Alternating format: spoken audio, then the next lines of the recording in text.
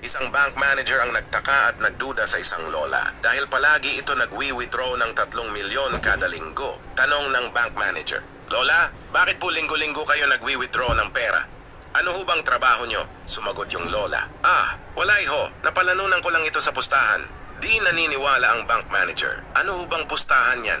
Parang di naman po kapani-paniwala." Sumagot ulit yung lola, "Sige, magpustahan tayo. 50K. Ang pusta ko ay square yang hugis ng itlog mo. Babalik ako bukas at magdadala ako ng kasama," sabi ng bank manager. "Sige, deal. Alam ko naman hindi square itlog ko eh." "Malalaman natin bukas," sagot ng matanda. Kinabukasan bumalik ang lola at may dalang kasama. Hinubad na ng bank manager ang kanyang pantalon.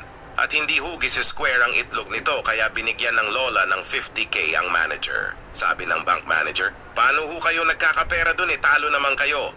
Bumulong yung lola, "May pustahan din kami nitong kasama ko. Sa halagang 500K, ipapakita mo ang itlog mo sa amin."